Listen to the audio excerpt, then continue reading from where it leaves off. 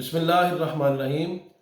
خواب میں مردہ کو دیکھنے کے والے سے اور سام کو دیکھنے کے والے سے اسلامی تعلیمات کیا کہتی ہیں، اور انجینئر محمد علی مرزا صاحب یا مفتی طارق مسعود صاحب اس حوالے سے ان کا موقف کس حد تک درست ہے۔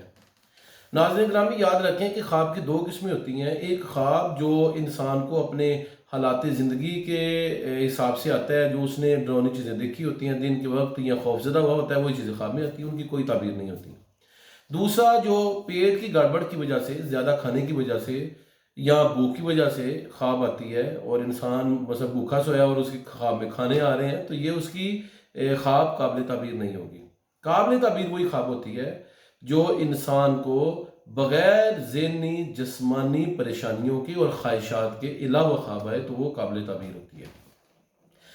خواب کے اندر اگر کسی نے مردہ کو دیکھا تو اس خواب کی کیا تعبیر ہوگی؟ اس کی کئی قسمیں ہیں۔ مردہ کو کوئی چیز دی ہے، یا اسے کوئی چیز لی ہے، یا اسے کوئی سوال جواب پوچھا ہے، تو اس حوالے سے معبرین کی طرف رجوع کرنا چاہیے۔ ویسے خواب میں مردہ نے اگر کوئی چیز لی ہے اور زندہ نے دی ہے تو یہ اس بات کی علامت ہے کہ نقصان ہوگا، اس کو صدقہ کرنا چاہیے۔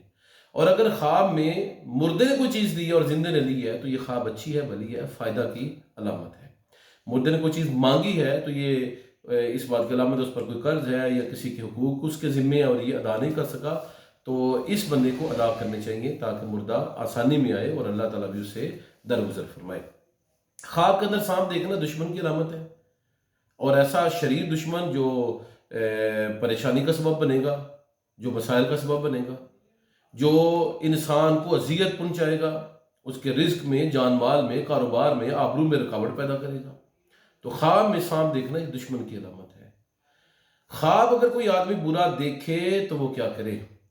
وہ اپنے بائیں طرف تھو تھو تھو 3 مرتبہ اس طرح تھتکارے، تھوکنا نہیں ہے، بس تھو تھو کرنا ہے، 3 مرتبہ یوں کرے، اور پھر اعوذ باللہ من الشیطان الرجیم پڑھے، صدقہ کی نیت کرے۔